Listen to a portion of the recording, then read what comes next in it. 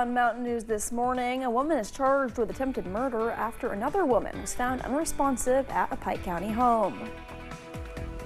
And Kentucky lawmakers heard testimony about a number of healthcare topics. We'll have those details. Dedicated to Eastern and Southern Kentucky, this is WYMT Mountain News this morning. Good morning, I'm Caroline Mueller here with you on this Thursday, December 11th. The time is now 6:29, so let's go ahead and check in with meteorologist Megan Desmel for a look at your forecast this morning. Megan, I'm not going to lie, I'm not really looking forward to spending most of my morning in the outdoors. Do you have any silver lining for me at all? No. I didn't think so. It's okay. No, unfortunately. I mean, I guess the silver lining is that most of the daytime hours there won't be active snow falling. It's mostly just early in the morning and late in the evening. We kind of have that bookended for your Thursday, but let's break down that forecast a little bit further for you. It will be cold. Those temperatures upper 20s, low 30s right now. And this afternoon we'll be looking at the low to upper 30s, really just a range of the 30s today.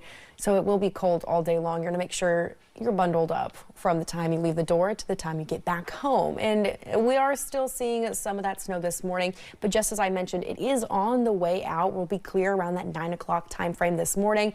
And then from 9 o'clock this morning to about 7 o'clock this evening, we will see a break from that snow before heavy snow starts back up as we head overnight and into your Friday. So I guess there's your silver lining, Caroline, is that most of the daytime hours won't have active snow falling.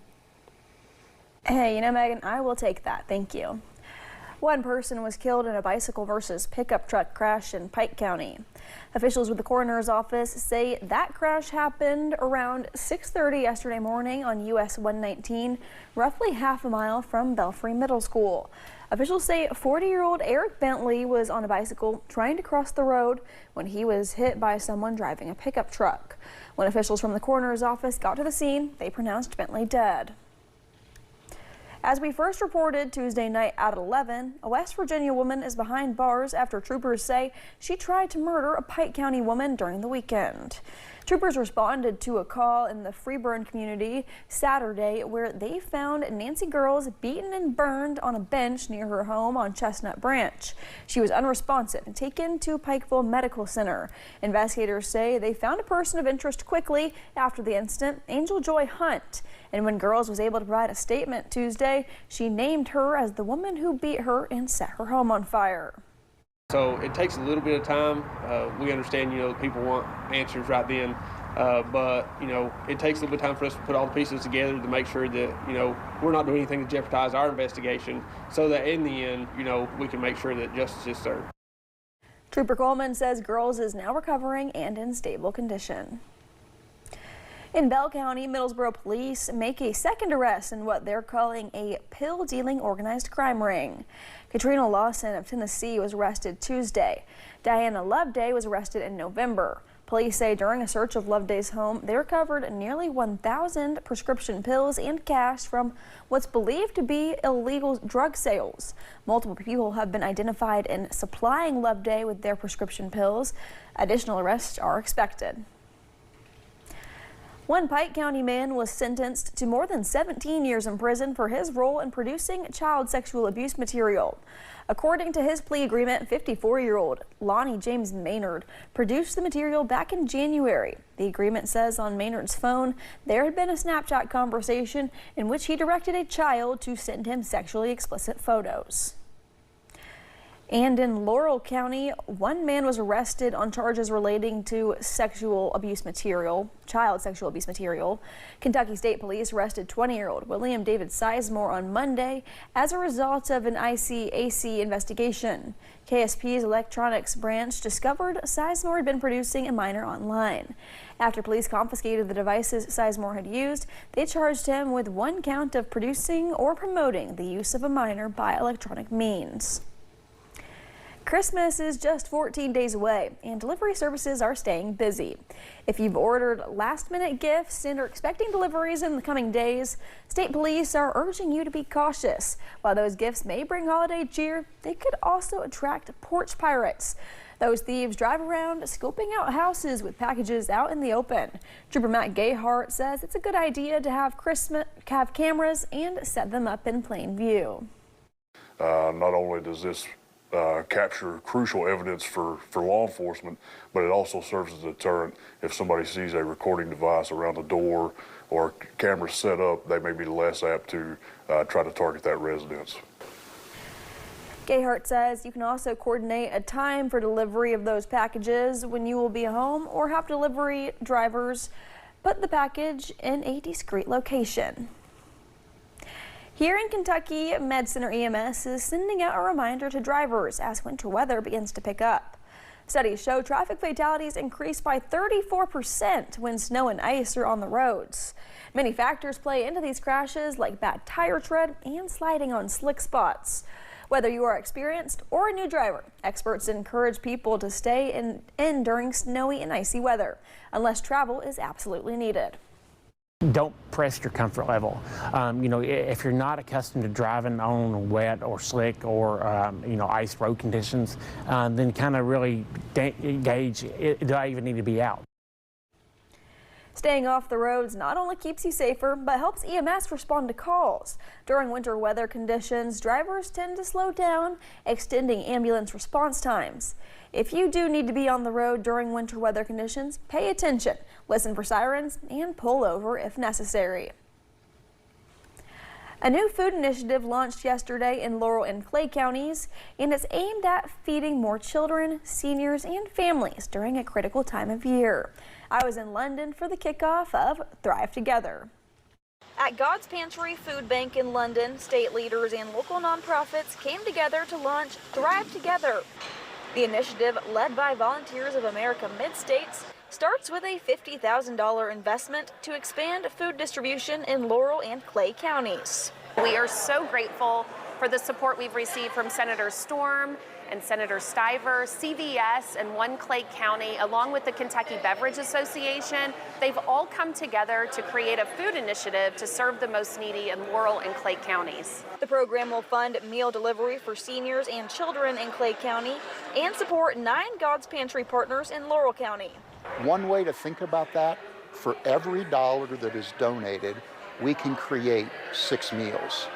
So we literally increase the impact of a $1 gift by 6 times. In Clay County, senior programs have already been stretched thin by funding cuts earlier this year. We're at 148 meals right now a day, so we've increased. And with this, on paper, it's supposed to be 25 additional seniors. With all of our partners, God's Pantry and so on, we'll probably do easily maybe double that. Senate President Stivers helped secure funding and get the ball rolling. It's going to be hundreds of families and hundreds of children that this is going to impact at a very critical time of the year. So it's really kind of amazing that it happens 15 days before Christmas, that this coalition of people came together to make this happen. Partners say this is just the start, with plans to grow the program through next year as more donors and agencies join in. Volunteers of America says the initiative could expand if more funding comes in, allowing even more families to be reached. More than 100 seniors now have a new place to call home after a multi-million-dollar renovation was completed on a historic building in Louisville. State and local politicians helped cut the ribbon on the Gateway on Broadway. The building offers more affordable housing options in the city. Renovations cost around $52 million to bring the 1892 building from blight into the modern age. Seniors have been moving in since the late summer, even while some of the work was being finished. This means everything to me. I mean, the whole world. I mean, if you don't have anything, this is such a tremendous, the benefit from this, like I said, it just empowers me. I mean, it's so needed. Along with the senior housing community, the building will also be home to commercial space, nonprofit businesses, and a resource center. Kentucky lawmakers heard testimony about a number of healthcare topics, from pain management to drug treatment programs, as they line out the agenda for next year's legislative session. Former Governor Ernie Fletcher was among the people who testified yesterday. The Medicaid Oversight and Advisory Committee met for several hours, hearing of a number of bill requests. Fletcher talked about a unique drug addiction treatment program he calls a recovery ecosystem, which blends the resources of clinical services, the social recovery model, and community assets of housing, transportation. Lawmakers were also told of bills to reform pain management to get away from pills and to possibly prevent surgery.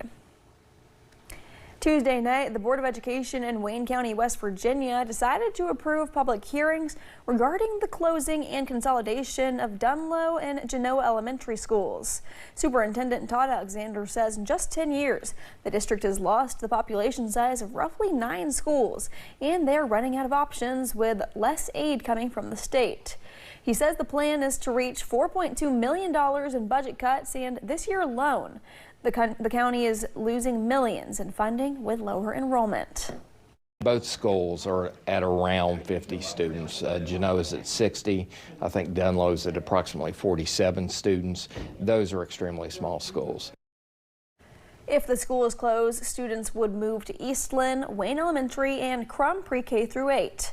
Alexander says one of the biggest concerns left to work out in the event this were to happen is longer bus rides. The West Virginia Board of Education approved the closing of Vanderbilt Elementary in Logan County. They will consolidate with Amar Elementary. This comes after Vanderbilt was closed after they were dealing with a rock slide issue that occurred in April. The board also voted to close 2 schools in Roane County, West Virginia, in Geary and Walton Elementary middle schools. Those students will move to Spencer Elementary and Spencer Middle. And as we're heading out this morning, you're going to need that coat, gloves, hats, everything that can keep you warm as temperatures are in the low 30s. Also, you might want to opt for some snow boots as we're still dealing with some snow out and about. Some folks did see some accumulation this morning, so be careful as you're heading out on those roadways. You could have some slick spots that you're unsure of. Now, in terms of where we're seeing it right now, it's really just on that border between Kentucky and Virginia, as well as in Mingo County, West Virginia. Now, that will clear out by about that 9 o'clock time frame this morning. But some folks, if you are still heading to school, have that chance for some snow showers. Otherwise, we're looking at cloudy skies. And by the time you're heading home, we'll see those cloudy skies continuing. Temperatures in the mid 30s. We'll have another chance for heavy snow tonight. Caroline. Thank you, Megan, and thank you for joining us. The time is now 6:41. Still to come on Mountain News this morning, everyone hates waiting in line. But did you know that there are people that get paid to wait? We'll show you what that looks like.